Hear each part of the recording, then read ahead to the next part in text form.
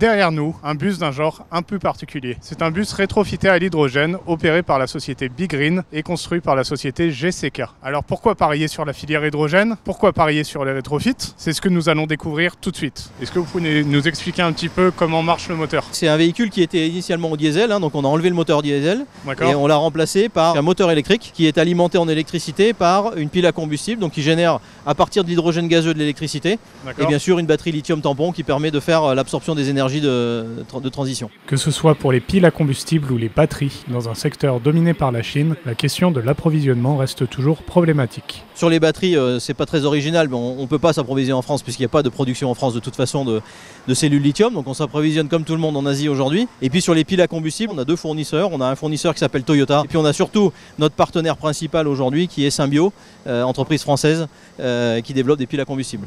Rencontre avec Philippe Lucas, directeur général de la société BeGreen, spécialisée en location d'autocars et de bus à motorisation électrique et maintenant à hydrogène. Pourquoi le rétrofit et pas des achats de véhicules neufs? La première réponse, elle est simple, c'est que de l'autocar, et je précise bien de l'autocar neuf sur le marché européen, ça n'existe pas. C'est quoi la différence entre un bus et un autocar? Un bus, c'est un véhicule de transport en commun qui circule essentiellement dans les zones urbaines.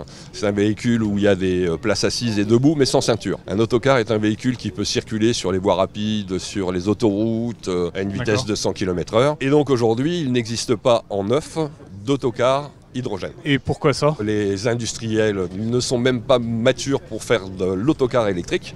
D'accord. Donc encore moins l'autocar hydrogène. Sur les 50 autocars que possède la société, 10 ont été rétrofités à l'hydrogène.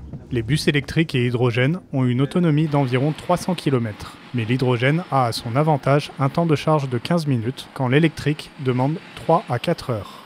Et le modèle économique dans tout ça? Est-ce que c'est rentable d'acheter un bus à l'hydrogène, fut-il rétrofité?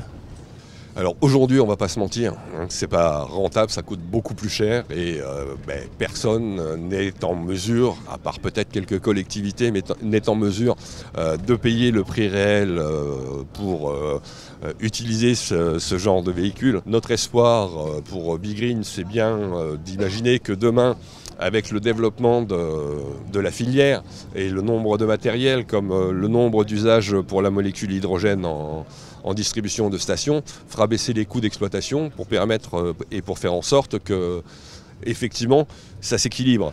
Face à l'investissement financier lourd nécessaire à l'achat d'un autocar rétrofité à l'hydrogène, la société BeGreen veut faire office de plateforme de test pour faciliter la transition énergétique des collectivités. Aujourd'hui, c'est ce qu'on constate, et c'est notre vocation, c'est que les collectivités ne se lancent pas forcément dans l'investissement et préfèrent passer par une phase, on va dire, de location moyenne et ou longue durée, c'est-à-dire 1 an, 2 ans, voire 3 ans, avant de lancer les investissements.